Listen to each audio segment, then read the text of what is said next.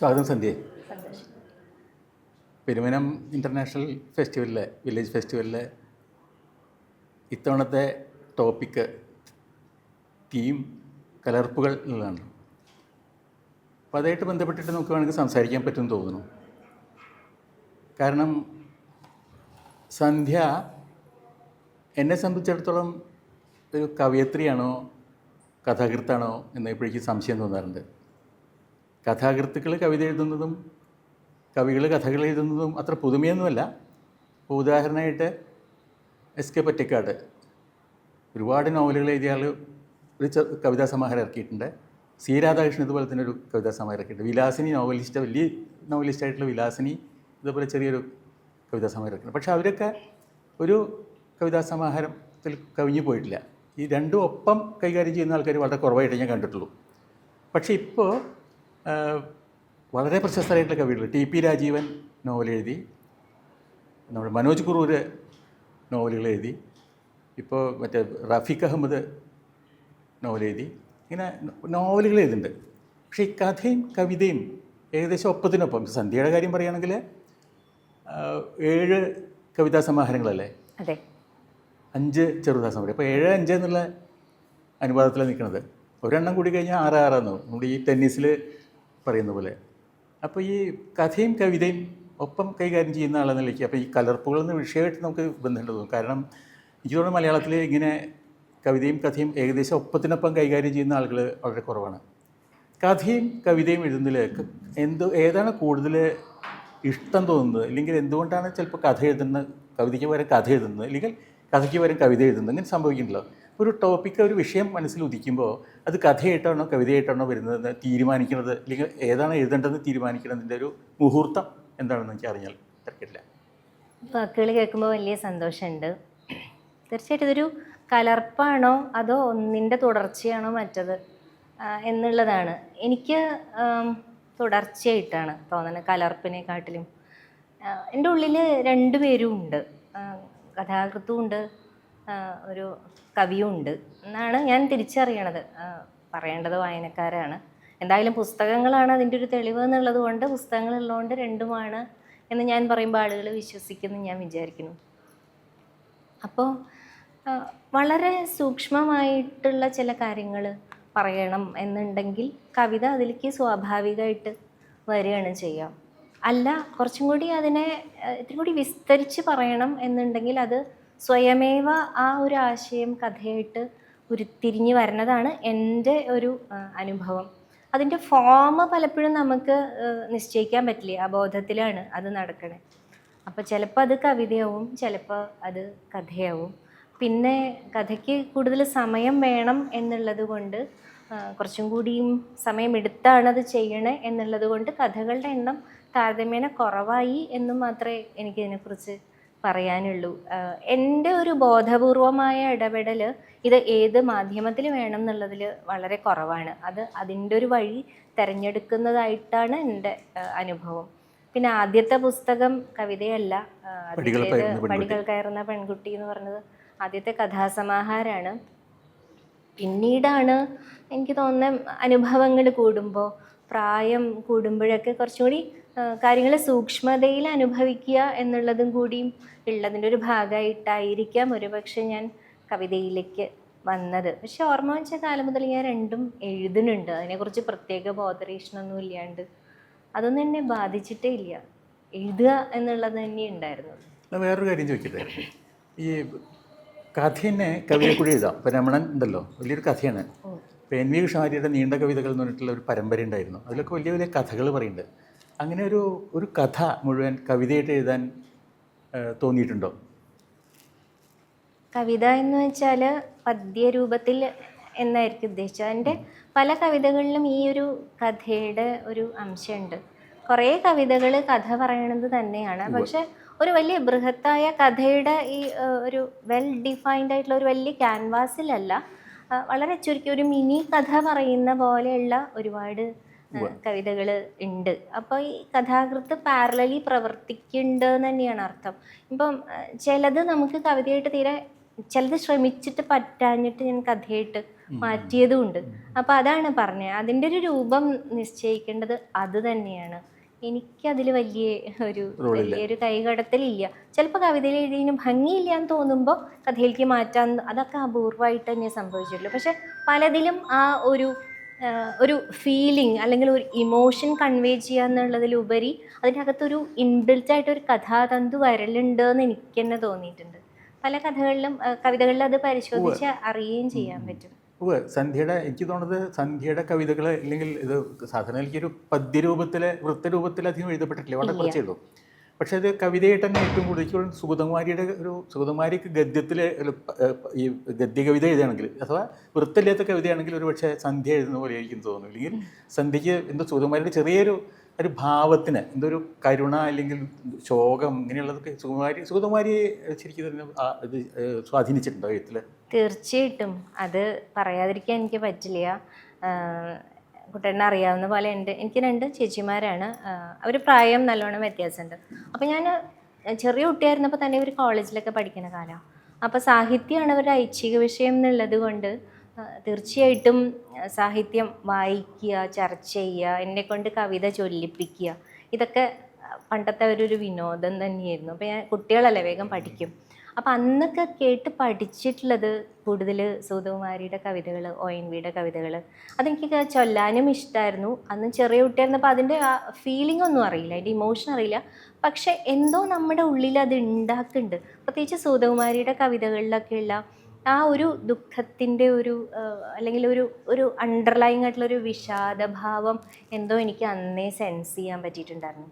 അപ്പോൾ കവിത എന്ന് വെച്ചാൽ അതിൻ്റെ അകത്ത് ഇങ്ങനെ ചിലത് വേണം എന്നുള്ളൊരു തിരിച്ചറിവ്, കവിതയിലേക്കുള്ള ഒരു തുടക്കം തീർച്ചയായിട്ടും സുഗതകുമാരി കവിതകൾ കേട്ടിട്ട് തന്നെയാണ്. അർത്ഥം മുഴുവൻ മനസ്സിലാക്കിയിട്ടല്ല, പക്ഷെ അർത്ഥം മനസ്സിലാവേണ്ട ഭാവം തിരിച്ചറിയാനായിട്ട്.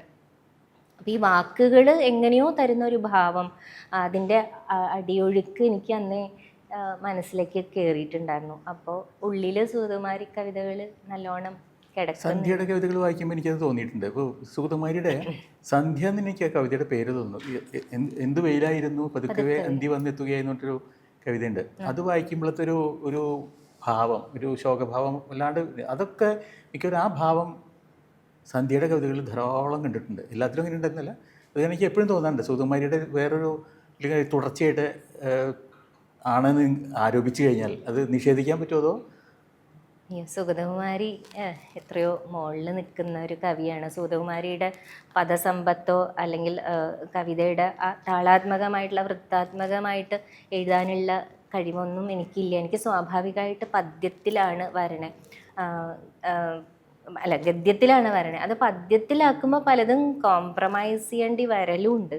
ഇവർക്കൊക്കെ അത് വളരെ സ്വാഭാവികമായിട്ട് വന്നിരുന്നു. എനിക്ക് അത്രയും സ്വാഭാവികത ഈ വൃത്തത്തിൽ കവിതയെ ഒതുക്കുമ്പോൾ ഇല്ല എന്നാണ് എൻ്റെ വിലയിരുത്തൽ. അപ്പോൾ പലതും വേണ്ടാന്ന് വെക്കേണ്ടി വരുന്നു. അപ്പം അതുകൊണ്ട് തന്നെയാണ് ഫ്രീലി വരുന്ന ഗദ്യത്തിലേക്ക് ഞാൻ വരാനുള്ള കാരണം തന്നെ. ആ കോംപ്രമൈസ് കവിതയുടെ ഭാവത്തിനെയും അർത്ഥത്തിനെയും ഒരുപക്ഷെ എനിക്ക് പറയാനുള്ള ആശയങ്ങളെയൊക്കെ പ്രതികൂലമായിട്ട് ബാധിക്കുന്നുണ്ട്. സുഗതകുമാരിക്ക് അതൊരു ഫ്രീ ഫ്ലോ ആണ്. അതൊരു സംസാരിക്കുന്ന പോലെയോ അല്ലെങ്കിൽ ശ്വസിക്കുന്ന പോലെയൊക്കെ കവിത അകത്ത് കൊണ്ട് നടക്കുന്ന ഒരാളാണ്.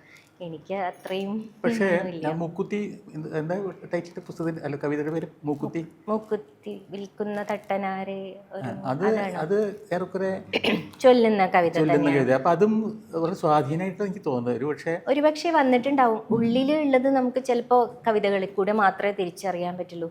അത് കവിതയായിട്ട് വരുമ്പോൾ മാത്രമേ ഇതെനിക്ക് പറ്റൂ, ഇത് ഞാൻ തന്നെയാണ് എഴുതിയത് എന്ന് തോന്നിപ്പിച്ചൊരു കവിത തന്നെയാണ് ഈ മൂക്കുത്തി വിൽക്കുന്ന തട്ടനാരെ എന്ന് പറഞ്ഞ കവിത. അങ്ങനെ കുറച്ച് കവിതകളെങ്കിലും എന്നെ അതിശയിപ്പിച്ചുകൊണ്ട് വന്നിട്ടുണ്ട്. കാരണം അല്ലെങ്കിൽ ഞാൻ ഒരു പദ്യത്തിൽ എഴുതുന്ന ആളല്ല. പക്ഷെ ചില കവിതകൾ ഇങ്ങനെ വരാവൂ എന്നുള്ളത് കവിതയുടെ ഒരു നിശ്ചയമായിട്ട് തോന്നിയിട്ടുമുണ്ട്. അതിപ്പോഴും ചിലപ്പോൾ സംഭവിക്കാറുണ്ടെന്നേ പറയാൻ പറ്റുള്ളൂ. അത് എൻ്റെ ഒരു പുഷ് അതിൽ തീർച്ചയായിട്ടും ഇല്ല. കഥ എഴുതുമ്പോഴാണോ കവിത എഴുതുമ്പോഴാണോ സ്വാസ്ഥ്യം തോന്നിയിട്ടുള്ളത്? എഴുതി കഴിയുമ്പോൾ ഞാൻ പറഞ്ഞത് ഞാനൊരു സ്ഥലത്ത് ഈ സൃഷ്ടിശേഷമായ ഔദാര്യം എന്ന് ഞാൻ പറയുന്നത്, നമ്മൾ എഴുതാൻ ഇരിക്കുമ്പോൾ അത് നമ്മൾ വലിയൊരു ഫിലോസഫി പറയല്ല, പക്ഷേ എഴുതാതിരിക്കുമ്പോൾ നമ്മുടെ എന്തൊക്കെയോ മനസ്വാസ്ഥ്യം ഉണ്ടാവും. നമ്മൾ പലതും നമ്മളിങ്ങനെ നമുക്ക് അതിൽ നിന്ന് ഇടപെടാൻ തോന്നില്ല. നമ്മൾ എന്തോ ഒരു പ്രത്യേക സമയമുണ്ട് അതിന് എഴുത്തിന്. അതിപ്പോൾ വലിയ കാര്യമായിട്ട് പറയില്ല, പക്ഷേ അങ്ങനെ ഒരു ഇതൊന്നും ഈ സൃഷ്ടിശേഷമായിട്ടുള്ള ഔദാര്യം എന്ന് പറഞ്ഞാൽ ഞാൻ പറയുന്നത് വെച്ചാൽ നമ്മളൊരു സാധനം നമുക്ക് പറയാനുള്ളത് ഇങ്ങോട്ട് പറഞ്ഞു കഴിയുമ്പോൾ അത് എനിക്ക് കഥയിൽ അനുഭവിച്ചിട്ടുണ്ട്, ഞാൻ അനുഭവിച്ചിട്ടുണ്ട്. അപ്പോൾ ഈ അതിനുശേഷം നമുക്ക് എല്ലാത്തിനും മാപ്പ് കൊടുക്കാൻ തോന്നും. ഇപ്പോൾ എന്ത് തെറ്റ് കണ്ടാലും നമുക്ക് അത് വല്ലാത്തൊരു ഒരു അവസ്ഥയാണ്. അത് കഥ എഴുതുമ്പോഴാണോ, കഥയിൽ ഞാൻ പറഞ്ഞത് ഇപ്പോൾ ഇതിൽ ഇപ്പോൾ അയാളുടെ നാട്ടിലെ പെണ്ണുങ്ങൾ എന്നൊരു കഥ എഴുതി, അപ്പോൾ ആ ഒരു കഥാപാത്രത്തിൻ്റെ തന്നെ നമ്മൾ ഇറക്കി വയ്ക്കുകയാണ്.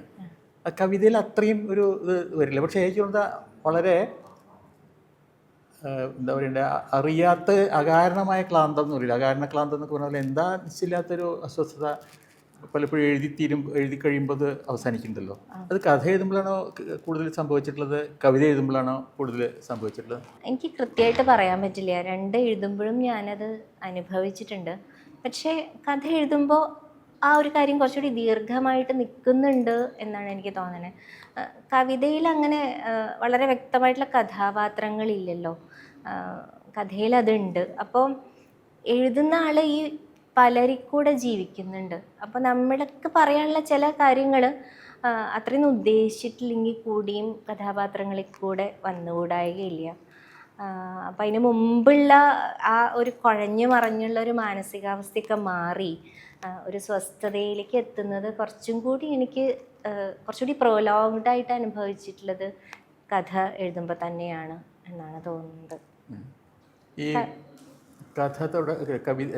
മഷി തൊടാത്ത കത്തുകൾ എന്നൊരു പുസ്തകം വന്നിട്ടുണ്ടല്ലോ. ഫേസ്ബുക്കിൽ എഴുതിയ കുറിപ്പുകളാണ്. സാധാരണ ഫേസ്ബുക്കിൽ എഴുതിയ കുറിപ്പുകൾ ഒരുപാട് പേരുണ്ട്, ഇപ്പോൾ ഒരുപാട് പുസ്തകങ്ങളായിട്ട് വരുന്നുണ്ട്. അപ്പോൾ സന്ധ്യയുടെ പക്ഷേ അത് ഞാൻ വളരെ ആസ്വദിച്ച് വായിച്ചൊരു പുസ്തകം. ഒരു പക്ഷേ എനിക്ക് സന്ധ്യയുടെ കവിതാ പുസ്തകങ്ങളോളോ കഥാപുസ്തകങ്ങളോടോ ഞാൻ ആസ്വദിച്ചൊരു പുസ്തകമാണ്. അത് ഒരു പക്ഷേ അതിൻ്റെ ബ്ലെൻഡായിട്ട് തോന്നുന്നു. ഈ കവിതയുടെ രൂപത്തിൽ അതിൽ കാര്യമായിട്ടൊന്നും ഇല്ലെങ്കിലും അതിൻ്റെ കവിത നിറഞ്ഞ കഥകൾ എന്നൊക്കെ പറയുകയാണെങ്കിൽ ഈ നമ്മുടെ ഈ കലർപ്പുകൾ പറഞ്ഞ പോലെ തന്നെ അത് ഒരു കലർപ്പായിട്ട് വന്നൊരു സാധനമാണല്ലോ. ഫേസ്ബുക്ക് കുറിപ്പുകൾ ഇഷ്ടം പോലെ ആൾക്കാർ ഇപ്പോൾ ഏറ്റവും കൂടുതൽ പുസ്തകമായിട്ട് വരുന്നതും ഒരു പക്ഷേ ഇപ്പോൾ ഫേസ്ബുക്ക് കുറിപ്പുകൾ. പക്ഷേ ഇത് സന്ധ്യ വളരെ ഡിഫറൻ്റ് ആയിട്ടുള്ളൊരു പുസ്തകമായിട്ട് എനിക്ക് തോന്നി. അത് ഞാൻ പറഞ്ഞത് ഈ കഥയും കവിതയും കൂട്ടിയുള്ളൊരു ചേർപ്പ് പോലെ തന്നെ ആയിട്ടൊരു എനിക്ക് അനുഭവപ്പെട്ടത്. ഈ ഫേസ്ബുക്ക് കുറിപ്പുകൾ എഴുതുമ്പോൾ കഥ എഴുതുന്നതായിട്ടോ അല്ലെങ്കിൽ കവിത എഴുതുന്നതായിട്ടുള്ളൊരു സംതൃപ്തി കിട്ടാറുണ്ടോ? തീർച്ചയായിട്ടും കിട്ടാറുണ്ട്. അതൊരു പണ്ടൊക്കെ കത്തെഴുത്തിൻ്റെ ഒരു കാലം, ഞാൻ അതിൻ്റെ ആമുഖത്തിൽ തന്നെയാണ് പറഞ്ഞിരുന്നത്. നമ്മളൊക്കെ ധാരാളം കത്തുകൾ എഴുതിയിരുന്നല്ലോ. അത് ഒരു 1-to-1 കറസ്പോണ്ടൻസ് ആണ്. ഞാനിപ്പോൾ കുട്ടേട്ടനെ എഴുതണു, കുട്ടേട്ടൻ മറുപടി എഴുതണു, അതിൽ പലരെയും നമ്മൾ കാണില്ല. അപ്പോൾ ഈ കഥയാക്കാൻ പറ്റാത്ത, കവിതയാക്കാൻ പറ്റാത്ത വളരെ വളരെ ഇൻറ്റൻസായിട്ട് ഫീൽ ചെയ്യുന്ന ചില ഇമോഷൻസ് നമ്മളൊക്കെ കത്തുകളിൽ എഴുതിയിട്ടുണ്ട്. അതിൻ്റെ സ്വഭാവം തന്നെ അപ്പം എന്താണ് ഫീൽ ചെയ്യണേ എന്നുള്ളതാണ്. മറ്റത് കുറച്ചും കൂടി നമ്മൾ അതിനെ, ഇത് വായനക്കാർ ഒരുപാട് പേര് വായിക്കൂലോ എന്നൊക്കെ അബോധത്തിലുള്ളത് കൊണ്ട് അതിൻ്റെ സ്ട്രക്ചറിൽ, അതിൻ്റെ ഫോമിൽ, അതിൻ്റെ ക്രാഫ്റ്റിൽ, പ്രത്യേകിച്ചും ക്രാഫ്റ്റിലൊക്കെ ഒന്ന് ശ്രദ്ധിക്കണം. ഇതതിൻ്റെ ആവശ്യമില്ല. ഒരാൾ മാത്രം വായിക്കുക എന്നുള്ളതാണല്ലോ എഴുത്തിൻ്റെ ഒരു സ്വഭാവം. പിന്നെ കത്തെഴുത്ത് സ്വാഭാവികമായിട്ട് നിന്നുപോയി. നമ്മളാരും കത്തെഴുതാനുണ്ടായി, കത്തിക്കൂടെ പറഞ്ഞിരുന്ന ചില ഇമോഷൻസ് ഒന്നും നമുക്ക് കൺവേ ചെയ്യാനായിട്ട് മാർഗങ്ങളില്ലാണ്ടായി. അപ്പോൾ എനിക്ക് തോന്നണേ, പക്ഷെ അതൊക്കെ അവിടെ കിടക്കുകയും ചെയ്തു. കഥയാവാത്ത, കവിതയാവാത്ത ചില സംഗതികൾ അപ്പോഴും മനുഷ്യനോട് സംവദിക്കുക എന്നുള്ളത് വളരെ ബേസിക് ആയിട്ടുള്ള ചില കാര്യങ്ങൾ അവിടെ കിടക്കുന്നുണ്ടായിരുന്നു. അല്ലെങ്കിൽ അതൊരു ശീലമായിട്ട് കിടക്കുന്നുണ്ടായിരുന്നു. ആ ശീലമാണ് ഒരാൾക്ക് എന്നുള്ളതാ അല്ലതല്ല, ഒരാളിൽ നിന്ന് പലരിലേക്ക് പറയുക എന്നുള്ളൊരു ലെവലിൽ അത് മാറിയെങ്കിലും അതിൻ്റെ സ്വഭാവം കത്തെഴുത്തിൻ്റെ തന്നെയാണ്. വളരെ വൈയക്തികമായിട്ടുള്ളതാണ്. തേച്ച് മിനുക്കണ്ടാത്ത, ചെത്തി മിനുക്കണ്ടാത്ത ഒരു സംഗതിയാണ് ആ ഫേസ്ബുക്കിലുള്ളത്. എനിക്ക് എന്താണോ തോന്നണേ അത് എഴുതുക. അതിൽ ക്രാഫ്റ്റിനെ കുറിച്ച് എനിക്ക് വറി ചെയ്യേണ്ട, പബ്ലിഷിങ്ങിനെ കുറിച്ച് വറി ചെയ്യേണ്ട. കാരണം ഇത് പുസ്തകമാക്കാന്നുള്ള ചിന്തയൊക്കെ കുറേ അതിന് ശേഷം വന്നതാ.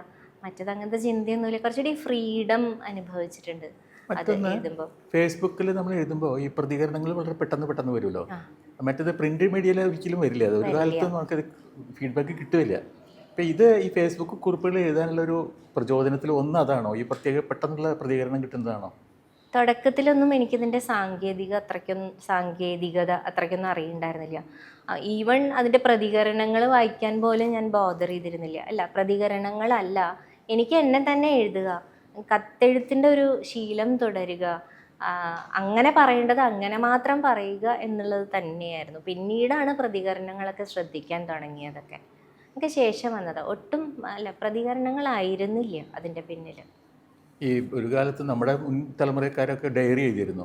ഇപ്പോൾ ഡയറി എഴുത്തില്ല, പിന്നെ കത്തുകൾ എഴുതിയിരുന്നു. അപ്പോൾ അത് നിന്നുപോയി. അപ്പോൾ സാധാരണ നിലയ്ക്ക് എഴുത്തുകാർക്ക് വലിയൊരു വ്യായാമം അല്ലെങ്കിൽ ഒരു എക്സർസൈസ് എന്നുള്ള നിലയ്ക്ക് ഡയറി എഴുത്തും കത്തെഴുത്തും ഉണ്ടായിരുന്നു. അപ്പോൾ അതിന് പകരമായിട്ട് ഫേസ്ബുക്കിൽ എഴുത്ത് നമുക്ക് കണക്കാക്കാൻ പറ്റുമോ? ഡയറി എഴുത്തിനും കത്തെഴുത്തിനും പകരമായിട്ട് ഫേസ്ബുക്കിൽ എഴുത്തുകൾ വെക്കാൻ പറ്റില്ല. അതിൻ്റെ ഒരു വലിയൊരു പ്ലാറ്റ്ഫോമിലേക്ക് അതിനെ തുറന്ന് വിടുന്നത് കൊണ്ട് തന്നെ ഒരാൾ വേറൊരാൾക്ക് എഴുതിയിരുന്ന അത്രയും പ്രൈവറ്റായിട്ട് അത്രയും സിൻസിയറായിട്ടുള്ള 100% സിൻസിയറിറ്റി അതിൽ വരുത്താൻ പറ്റുമോ എന്നുള്ളത് എനിക്ക് ഒരു സംശയം ഉണ്ട്. അപ്പോഴും നമുക്കറിയാം, നമ്മുടെ ഉള്ളിൻ്റെ ഉള്ളിൽ അറിയാം, ഇതൊരു സോഷ്യൽ മീഡിയയാണ്, ഒരാളല്ല കാണുന്നത്, പലരും കാണുന്നു. വല്ലാത്ത പ്രതികരണങ്ങൾ. ഇപ്പോൾ അതിനെക്കുറിച്ച് നമ്മൾ സംസാരിച്ചിട്ടേ ഉള്ളൂ. നമ്മളെ തേജോവധം ചെയ്യാൻ ഉതകുന്ന രീതിയിലുള്ള കമൻസ് നമ്മൾ പ്രതീക്ഷിക്കണം. പ്രത്യേകിച്ച് വളരെ സെൻസിറ്റീവ് ആയിട്ടുള്ള ഒരു വിഷയത്തിനെ കുറിച്ച് എഴുതുമ്പോഴൊക്കെ നമ്മൾ 100% ശരിയെന്ന് വിശ്വസിക്കുന്ന ഒരു കാര്യമായിരിക്കും, പക്ഷെ നമ്മൾ വിചാരിക്കാത്ത കളറുകൾ അതിൽ ചേർക്കപ്പെടുക. അപ്പം ആ ഒരു ബോധം, ഒരു കത്തെഴുതുമ്പോൾ അങ്ങനത്തെ ഒരു പ്രശ്നമില്ലല്ലോ. ആർക്കാണോ എഴുതണേ അവരെ നമുക്കറിയാം. ഇതല്ല, നമ്മളറിയാത്ത ആൾക്കാർ പോലും എന്ത് പറയും എന്നുള്ളതിൻ്റെ ഒരു ആൻസൈറ്റി ഉള്ള കാരണം അത്രയും 100% സത്യസന്ധത അതിൽ പുലർത്താൻ പറ്റുമോ എന്ന് എനിക്ക്, അല്ലെങ്കിൽ നമ്മളൊന്ന് പിടിക്കും, ഇത് പറയണോ, ഒരു വാക്കറിയാതെ പറഞ്ഞു പോയാൽ നമുക്ക് തന്നെ അതൊരു ബുദ്ധിമുട്ടാവോ എന്നുള്ളൊരു ചിന്ത ഉള്ളിലുണ്ട് എന്ന് തന്നെ എനിക്ക് തോന്നണേ. ഇത് പകരം വയ്ക്കാൻ പറ്റില്ല. ഇനിയൊരു അവസാന ചോദ്യം. ദൈവം സന്ധ്യയെ ഭൂമിയിലേക്ക് അയക്കുമ്പോൾ ഒരു ചോദ്യം ചോദിക്കുന്നു, നീ എന്തായാലും എഴുതും എന്ന് പറയും, പക്ഷേ കഥയാണോ കവിതയാണോ നീ എഴുതാൻ പോകുന്ന ചോദ്യം. ഒന്ന് മാത്രമേ തിരഞ്ഞെടുക്കാൻ പറ്റുള്ളൂ, ഒന്നുകിൽ കഥ, അല്ലെങ്കിൽ കവിത. ഇത് പറഞ്ഞിട്ടാണ് താഴത്തേക്ക് ഭൂമിയിലേക്ക് അയച്ചതെങ്കിൽ ഏത് തിരഞ്ഞെടുക്കും? ഒരു വല്ലാത്തൊരു ചോദ്യമാണ്. ഒരുപക്ഷെ എഴുതാൻ കൂടുതൽ സമയം കഥ വേണമല്ലോ, കഥയ്ക്കാണല്ലോ കൂടുതൽ സമയം. അപ്പോൾ ഇത്തിരി കൂടി സമയം അധികം കിട്ടുമല്ലോ. അപ്പം ഞാൻ കഥയ്ക്കുള്ളൊരു സമയം തരില്ലേ എന്ന് ചോദിക്കും, അതിൻ്റെ ഗ്യാപ്പിൽ കവിത എഴുതും. സന്തോഷം.